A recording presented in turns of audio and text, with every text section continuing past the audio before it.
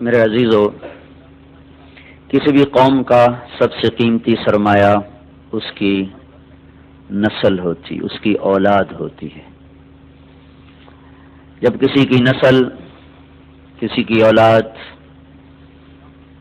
وہ نکمی نااہل ہو جائے تو اصل وہ فقیر ہے۔ وہ ملک فقیر نہیں ہے جس کی نسل سمجھدار ہو، نیک ہو، عقل مند ہو۔ وہ ملک فقیر ہے، وہ قوم فقیر ہے، وہ ماں باپ فقیر ہیں جن کی اولاد نکمی ہو، نااہل ہو، بے وقوف ہو۔ کسی بھی ملک کی ترقی کا اور عظمتوں کا دار و مدار وہ آپ بچوں پر ہے۔ آپ کدھر کو جا رہے ہیں؟ اگر آپ کا رخ صحیح ہوگا تو ساری نسل پھلے گی، پھولے گی اور ساری دنیا کو چین ہوگا۔ اگر آپ کا رخ غلط ہوگا تو پھر ساری نسل میں ہلاکت، بے چینی، پریشانی آئے گی۔ تو انسان کی تعمیر، نسل کی تعمیر، یہ اتنا مشکل کام ہے کہ اللہ نے اس کے لیے 1.25 لاکھ نبی بھیجے۔ یہ کام عام انسانوں کے سپرد نہیں کیا، اللہ تعالیٰ نے اس کے لیے پاک معصوم نبیوں کا انتخاب کیا اور پھر ان کو انسانوں کی راہبری کا طریقہ سمجھایا۔ پھر اللہ نے ہمارے نبی پاک صلی اللہ علیہ وسلم کو آخری نبی بنا کر دین کو مکمل کیا، اور پھر اب اللہ نے ہمارے ذمہ کیا کہ ہر نسل، اگلی آنے والی نسل کو ایسی اچھی صفات دے کر دنیا سے جائیں کہ وہ لوگوں کے لیے راحت بنے۔ آپ تو بچے اور ہمارے بھی پیدائش سے پہلے ہی یہ ملک بنا۔ چند دن پہلے ہی ہمارے جنرل غلام محمد صاحب اور بریگیڈیئر اسلم نیائی صاحب بیٹھے ہوئے تھے تو یہ تقسیم کے وقت کی کہانی سنا رہے تھے۔ تو تھوڑی دیر کے بعد میں نہیں سن سکا، مجھے لگا جیسے میرا دل پھٹ جائے گا۔ ایسی انہوں نے کہانیاں سنائیں۔ یہ دنیا میں واحد ملک ہے جس کے بنیاد میں گارا اور سیمنٹ نہیں ہے، بلکہ 6 لاکھ انسانوں کی ہڈیاں ہیں جس پر اس ملک کو بنایا گیا۔ ہم تو لوکل لوگ ہیں، مہاجر نہیں ہیں، لہذا ہم نے وہ قربانی نہ دیکھی نہ چکھی۔ میرے والد صاحب کے ایک دوست تھے، وہ مہاجر تھے جالندھر کے۔ وہ کبھی کبھی ہمارے ڈیرے میں آیا کرتے تھے، بات کرتے تھے۔ تو ایک دن میں بھی بیٹھا تھا اور وہ یہ بات کر رہے تھے کہ جالندھر سے میرا جب ہم نکلے ہیں پارٹیشن پر تو میرا سارا خاندان کٹ گیا، اکیلی جان لے کر نکلا، اور تھوڑی چھوٹی سی عمر بھی زیادہ نہیں تھی۔ تو دن میں چھپتا تھا کماد کے کھیت میں، اگست میں کماد اچھا خاصا بڑا ہو جاتا، اور رات کو پھر میں سفر کرتا تھا اور مجھے کچھ پتہ نہیں میں کہاں جا رہا ہوں، میری کیا منزل ہے۔ مجھے صرف ایک فکر تھا کہ میں سکھوں کی تلوار سے بچ جاؤں۔ لہذا چلتے چلتے چلتے دریائے ستلج پہ پہنچ گیا۔ دریائے ستلج اس وقت میں جیتا جاگتا دریا تھا، اب تو وہ سو گیا بیچارہ کب کا۔ ہم تو اس کی ریت ہی دیکھ پائے، اس کی طغیانیت تو کبھی دیکھی کوئی نہ، یہ بہت بڑا دریا تھا۔ تو کہنے لگے میں ستلج پر پہنچا تو آگے پانی کی موت تھی، پیچھے تلوار کی موت تھی۔ تو میں نے کہا سکھوں کے ہاتھوں مرنے سے بہتر ہے میں پانی کی نظر ہو جاؤں۔ تیرنا آتا نہیں تھا، یعنی کہ ایک لکڑی اٹھائی، ایک لکڑی مل گئی، لکڑی اٹھائی اور پانی میں ڈالی۔ میں کہ یا اللہ زندگی ہے تو پار لگا دے۔ ادھر پاکستان شروع ہو رہا تھا۔ تو کہنے لگے جب میں تھوڑا سا اندر گیا تو میں کیا دیکھتا ہوں، سارا دریا لاشوں سے بھرا ہوا بہ رہا تھا، لاش کے ساتھ لاش ایسی ملی ہوئی تھی، معصوم بچے، حسین نوجوان، خوبصورت بیٹیاں، بوڑھی مائیں، بوڑھے باپ ایسے جا رہے تھے۔ اگرچہ وہ منزل کو پہنچ چکے تھے کہ انہوں نے اللہ کے نام پہ قربانی دی، لیکن ہماری نظر میں وہ ایسی منزل کے راہی تھے جس کا آگے پتہ ہی کوئی نہیں ہے۔ ستلج کی لہریں ان کا کفن بن رہی تھیں اور ستلج کی تہ ان کی قبر بن رہی تھی۔ یہی کچھ راوی میں ہو رہا تھا، یہی کچھ چناب میں ہو رہا تھا۔ یہ 3 دریا ہندوستان سے آتے تھے، ان تینوں میں یہ بہہ رہی تھی۔ اپنی تاریخ پڑھتے رہنا چاہیے، اس سے پتہ چلتا ہے ہماری ابتدا کیا ہے اور ہم نے جانا کہاں ہے۔ بدقسمتی ایسی ہوئی میرے عزیزوں کہ اس ملک کو نا اتنی اللہ نے دولت سے نوازا ہے کہ آپ اور ہم اندازہ ہی نہیں کر سکتے۔ میں مکہ میں تھا، مجھے ایک جیولوجسٹ ملا، وہ کہنے لگا میں اپنے علم کی بنیاد پر کہتا ہوں کہ پاکستان جیسی زمین پوری دنیا میں کسی کے پاس کوئی، اس کو صرف ایک کینسر لگا، وہ بددیانتی کا، خیانت کا، چور بازاری کا اس کو کینسر لگا۔ اگر یہ اس ملک میں نہ ہوتا تو یہ دنیا میں جنت کا ٹکڑا ہوتا۔ اور اس ملک کو میرے عزیزوں جو لوٹا ہے نا، وہ ان پڑھوں نے نہیں لوٹا، زمینداروں نے، تاجروں نے نہیں لوٹا، بڑے ہائی کلاس پڑھے لکھے لوگوں نے اس کو لوٹا ہے، چونکہ وہ انہوں نے ڈگریاں تو حاصل کی پر انسانیت نہ سیکھ پائے۔ تو اتنی بڑی قربانیاں ہوئیں اور ہم تو میرے عزیزوں کانٹے ہی چننے والے رہ گئے۔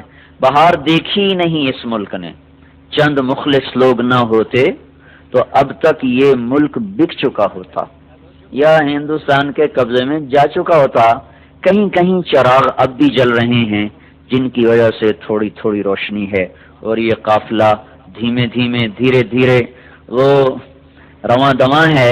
اگر وہ بھی نہ ہوتے تو اس ملک کو تباہ ہونے میں کوئی کسر باقی نہ چھوڑی تھی بددیانت ٹولے نے اور ہائے ہائے ضمیر فروش ٹولے نے۔ اور بدقسمتی یہ ہے کہ وہ سارا انہی اسکولوں کالجوں سے نکلا ہوا ہے، وہ دیہاتوں سے نہیں ہے، وہ بازاروں میں نہیں۔ ایک تاجر کتنا کو لوٹ لے گا؟ زمینداروں کو تو ویسے ہی لوٹنا نہیں آتا، ان کے پاس لوٹنے کی چیز ہی کوئی نہیں۔ چلو کسی نے کوئی دھینگا مشتی سے کوئی زمین دبا لی، دکان دبا لی، کوئی ہیرا پھیری کر لی، اس سے زیادہ کچھ نہیں۔ بڑا اچھا، یہ ساری بات۔ تو آپ ہمارا قیمتی سرمایہ ہو، آپ کا بننا سارے ملک کا بننا ہے، آپ کا بگڑ جانا سارے ملک کا بگڑ جانا ہے۔ تم ایک فرد نہیں ہو، ایک گھر کے نہیں ہو، پوری قوم کے ہو، پوری نسل کے ہو۔ ایک ادارہ جب کوئی، آپ بھی میں سے بچے آگے چل کے ادارے چلانے والے بنتے ہو، بڑے بڑے عہدوں پہ جاتے ہو، تو اگر آپ اللہ سے ڈرنے والے ہوگے تو لاکھوں انسان ہوں گے جو آپ کو ہاتھ اٹھا کے دعائیں دیں گے، اور اگر صرف آپ اپنے پیٹ پہ ہاتھ مارنے والے ہوں گے تو لاکھوں انسانوں کے منہ سے نوالے چھن جائیں گے اور لاکھوں انسانوں کے گھروں کے چراغ بجھ جائیں گے۔ آپ کے گھر میں گھی کے چراغ جلیں گے، لیکن کب تک؟ تو آپ ہمارا قیمتی سرمایہ ہو۔ میں آپ سے تقریر کرنے نہیں، آپ سے چند باتیں کر رہے ہوں، ہمارے بچے ہو۔ یہ دور میں نے بھی ہاسٹل لائف گزاری، 11 سال کی عمر تھی جب میرے والد صاحب نے مجھے لاہور میں سینٹرل ماڈل اسکول ہوتا تھا، وہ بڑا اچھا اسکول تھا، وہاں داخل کیا تھا۔ تو پہلے تو میں شوق میں چلا گیا، اور ہم تو ٹاٹ کے اسکول سے ایک دم سینٹرل ماڈل اسکول میں پہنچ گئے۔ وہ سمجھ ہی نہ ہے کہاں آ گئے، کہاں ہم ٹاٹ میں بیٹھنے والے، کہاں ایک دم ایسا سسٹم جیسے یہاں کا ہے۔ تو وہ ہم بڑے پریشان، یا اللہ یہ میں کہاں آ گیا۔ اور ادھر سے اداسی چڑھے، تو 2-3 دن کے بعد اداسی شروع ہو گئی۔ اب رضائی میں منہ دے کے روئی جائیں یا اللہ۔ اب میں پہلے دن جو کلاس روم میں داخل ہوا، وہ سارے شہری لڑکے، ہم بالکل نپٹ دیہاتی۔ میں کو یا اللہ کوئی اور دیہاتی نظر آئے تو میں اس کے پاس بیٹھوں، یہ تو شہریوں سے ہمیں ویسے ہی ڈر لگتا تھا۔ تو میں نے سارے لڑکوں کو ایسے دیکھا، 6D میرا سیکشن تھا، اور محمد اشرف صاحب وہ میرے کلاس انچارج تھے۔ تو میں داخل ہونا، سہما پہلی دفعہ پتلون چڑھائی، وہ بھی کئی ادھر سے ڈھیلی۔ میں نے دیکھا، سب کو دیکھا، تو سب سے آخر میں نا ایک لڑکا ایسے کر کے بیٹھا تھا، ایسے، اور ایسے سے دیکھ رہا تھا سب کو، ڈرا ہوا نا۔ میں نے کہا یہ دیہاتی ہے، میری طرح کوئی پھنسا ہوا ہے۔ تو میں سیدھا اس کے پاس جا کے بیٹھا۔ اس دن اس سے دوستی لگی، 1964، اور اب 41 سال ہو گئے، آج تک اس سے ہماری یاری نبھ رہی۔ وہ سرگودے کے میلا فیملی میں سے تھا۔ تو جب میں قریب پہنچا تو اس کو شہری لڑکے چھیڑ رہے تھے نا، اس کا ذرا ناک تھا کافی لمبا، تو اس کا چوہا، وہ کہتا تھوڑی ماں نو، اور چوہا کہتا تھوڑی بہن نو۔ تو مجھے پکا یقین ہو گیا کہ یہ جو گالیاں دے رہا ہے نا، یہ میرا ہی برادری ہے۔ تو میں اس کے پاس جا کے بیٹھ گیا۔ تو اب اردو تو ہمیں آتی کوئی نہیں تھی، میں کہ کتھو دائیں آندھا سرگود دے دا۔ میں کہ آج تیری میری دوستی، میں بھی پھنسے تو بھی پھنسے، آج تو بعد آپ اکٹھے۔ تو بس ایک ہی ڈیسک پہ ہم جو چلے، پھر ایک آدھ ہمارا سیکشن آگے جا کے بدلا، لیکن آج تک ہماری دوستی پکی ہے۔ تو آپ کو دیکھ کر مجھے اپنا وہ بچپن اور وہ ہاسٹل، وہ اسکول، وہ سارا کچھ ایسے جیسے ماضی کے پٹ سارے کھل گئے ہوں، اور گردش ایام نے پیچھے مجھے دھکا دے کر اپنے ہاسٹل میں پہنچا دیا ہو۔ آپ سب کو دیکھ کر وہ مجھے اپنا ماضی یاد آ رہا ہے۔ تو میں یہ آپ سے کہنے آیا تھا کہ اس زندگی گزارنے کے کچھ اصول ہیں. ایک نظریہ یونان کا تھا اس زندگی کے بارے میں کہ نہ اس کی کوئی ابتدا ہے نہ اس کی کوئی انتہا ہے، جو جیسے گزارے ٹھیک. یہ نظریہ 18ویں صدی میں آ کے دم توڑ گیا جب سائنس نے اس بات کو پروو کیا کہ نہیں، اس کی کوئی ابتدا بھی ہے اور کہیں اس کی انتہا بھی ہو جائے گی. یہ نیوٹن جب 1642 میں پیدا ہوا اور 1727 میں وہ مرا ہے. وہ سائنس کا نبی کہلاتا ہے، سائنس کا نبی. اس کو اللہ نے دیا. اور دیکھو بچوں، یہ علم جو ہے نا، یہ کسی کی وراثت نہیں، نہ مغرب کی نہ مشرق کی. جو محنت کرے گا اللہ اس کو دے دے گا. میں نے اس کے بارے میں پڑھا. وہ گھنٹوں ایسے لیٹا رہتا تھا، کئی گھنٹے ایسے لیٹا رہتا تھا، کئی گھنٹے. تو 5 منٹ نہیں ایسے لیٹ سکتے، کروڑ بدلتے ہیں. پھر ایک دم جو اس کے اندر خیالات جمع ہوتے، یہ کرسی پڑی ہوتی تھی، سامنے ٹیبل ہے، تو تیزی سے اٹھتا، کرسی پہ بیٹھنا بھی بھول جاتا اور قلم اٹھا کے کھڑے ہو کر کئی گھنٹے لکھتا جاتا. تو اس کی محنت پر اللہ نے اس کو دنیا کا علم کا تھوڑا سا کھڑکیاں کھول دیں. تو یہ بات سامنے آئی کہ بھائی یہ شروع سے نہیں ہے، کہیں سے شروع ہوئی ہے. کہاں سے شروع ہوئی ہے، کس نے شروع کی ہے، یہ یہاں آ کے اٹک گئے. چونکہ ان کے سامنے نہ قرآن کا علم، نہ آخرت کا علم، نہ شریعت کا علم. تو کچھ ان کی جو ٹوٹی پھوٹی شریعت باقی ہے، اس میں اتنا وہاں بھائی اس کو خدا نے بنایا، اس کو اللہ نے بنایا. 1711 میں ایک سائنسدان پیدا ہوا جرمنی میں، ایڈورڈ ہیوم. وہ 1778 میں مرا ہے. تو نیوٹن نے یہ بتایا کہ یہ کائنات ایک سائنٹیفک طریقے سے چل رہی ہے، ایک آٹومیٹک سسٹم ہے جس کے تحت چل رہی. وہ خدا کا منکر نہیں تھا. ہیوم نے آ کر خدائی کا انکار کیا. انہوں نے کہا جب 2 اور 2 4 ہے تو کسی خدا کو ماننے کی کیا ضرورت ہے کہ اس نے 2 اور 2 کو 4 کیا. ہم دیکھ رہے ہیں سب کچھ آٹومیٹک ہو رہا ہے، کوئی خدا نہیں ہے. سب سے پہلے دہریت کا تصور اس شخص نے دیا کہ اللہ کوئی نہیں ہے، یہ سب خود بخود ہو رہا ہے. پھر 1809 میں وہ ڈارون پیدا ہوا. اس کی تھیوری میں نے جا کے ساری دیکھی. اس کا میوزیم ہے پورا لندن میں، اس کا پورا میوزیم ہے، سارا میں نے جا کے دیکھا. اس نے ایک اور ہی جگہ چھوڑ دیا. ان کا ایک سیل پانی کے کہیں کنارے کہیں سے آ گیا، کیسے آ گیا، وہ بڑھتے یہ سب کچھ بن گیا، یہ انسان بن گیا، یہ پہاڑ بن گیا، پتھر بن گیا. اس میں بھی کوئی نیکی بدی کا کوئی تصور نہیں ہے، آٹومیٹک پیدا ہوا. لہٰذا چلو بیٹا یہ کام ہے کہ ہم مسجد کی دعوت دیں، گانے کی دعوت نہ دیں، سچ کی دعوت دیں، جھوٹ کی دعوت نہ دیں، محبت کی دعوت دیں، نفرت کی دعوت نہ دیں. یہ اس امت کا سبق ہے، زندگی کا سبق ہے. وَأَمْرُ بِالْمَعْرُوفِ وَنْهَى عَنِ الْمُنْكَرِ. چھٹی چیز ہے وَاصْبِرْ عَلَى مَا أَصَابَكَ. بچوں یہ زندگی بڑی تلخ ہے. یہاں خوشیاں تلاش کرنا جو ہے نا بے وقوفی ہے. یہاں یہ سمجھو اگر کوئی خوشی مل گئی تو اللہ تیرا شکر ہے. جیسے سفر میں تازہ روٹی، اچھی روٹی مل گئی تو یا اللہ شکر ہے. ورنہ ہم تصور لے کر نکلتے ہیں کہ ٹھنڈا سالن ملے گا، ٹھنڈی روٹی ملے گی، ٹھنڈی چائے ملے گی. کہیں کوئی اچھی مل گئی تو یا اللہ تیرا شکر ہے. اس دنیا کا ڈیزائن ایسا ہے کہ اس میں دکھ زیادہ ہیں اور راحتیں کم ہیں، اور اس میں غم زیادہ ہیں اور خوشیاں کم ہیں. تو یہاں اس سبق کے بغیر یہ زندگی گزر نہ سکے گی. وَاصْبِرْ عَلَى مَا أَصَابَكَ. بیٹا صبر سیکھنا، کبھی بے صبر نہ ہونا. جب تم صبر سیکھ کے مرو گے نا تو اللہ قیامت کے دن اعلان کرے گا صبر والے آ جاؤ. تو چھوٹی سی جماعت کھڑی ہوگی. اللہ تعالیٰ کہے گا چلے جاؤ جنت میں، تمہارا کوئی حساب کتاب نہیں، یہ بغیر حساب کے جنت میں چلے جائیں گے.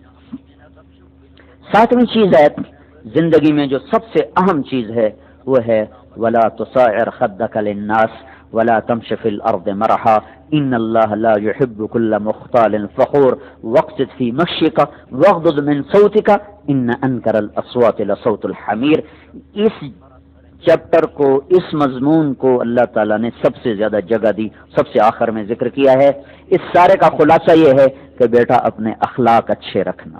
اس ساری 6 سطروں کا خلاصہ یہ، بیٹا اخلاق اچھے رکھنا. اور میرے بچوں اخلاق اتنا مشکل کام ہے کہ زندگی کا سب سے مشکل سبق ہے اچھے اخلاق بنانا. تو اللہ نے اس کو سب سے آخر میں ذکر کیا. ہمارے ساتھ ساتھ فرمایا کرتے تھے ہاں بھائی بچوں پیپر دیکھو، جو سب سے آسان سوال ہو پہلے اس کو کرو، پھر جو اس کے بعد پھر اس کو کرو. مشکل سوال کو سب سے آخر میں کرنا، کہیں ایسا نہ ہو کہ اس میں اٹک جاؤ اور سارا وقت گزر جائے. تو اخلاق کا کویسچن بڑا مشکل ہے، تو اللہ تعالیٰ نے 7 چیزیں پیش کی، سب سے آخر میں اس کو رکھا کہ میرے بیٹے بدتمیز نہ ہونا، ولا تصعر خدک للناس، بدتمیز نہ ہونا، اخلاق اچھے رکھنا. امام حسن اور حسین نے دیکھا ایک بابا جی وضو غلط کر رہے ہیں. اب ہمارا طریقہ یہ تھا، بابا جی غلط کر رہے ہو، ایسا نہیں کیا کرتے، ایک دم ٹوک دینا ہے. تو اب دونوں بچوں نے سوچا کہ بابا جی نے وضو بھی غلط کیا ہے، ان کو بتانا بھی ہے، اور ہم چھوٹے ہیں یہ بڑے ہیں، اب بتائیں گے تو ان کی بےزتی، نہ بتائیں گے تو یہ ہمیشہ ایسا کرتے رہیں گے. تو دونوں آ گئے کہ چاچا ہم دونوں بھائی آپس میں لڑ رہے ہیں، میں کہتا ہوں میرا وضو اچھا ہے، یہ کہتا ہے میرا وضو اچھا ہے، تو ہم دونوں آپ کے سامنے وضو کرتے ہیں، پھر آپ نے ہمیں بتانا ہے کہ ہم میں سے کس کا وضو اچھا ہے.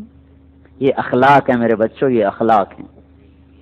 تو اب دونوں بچوں نے وضو کیا تو بابا جی کہنے لگے بیٹو تم دونوں کا ٹھیک ہے، میرا غلط ہے.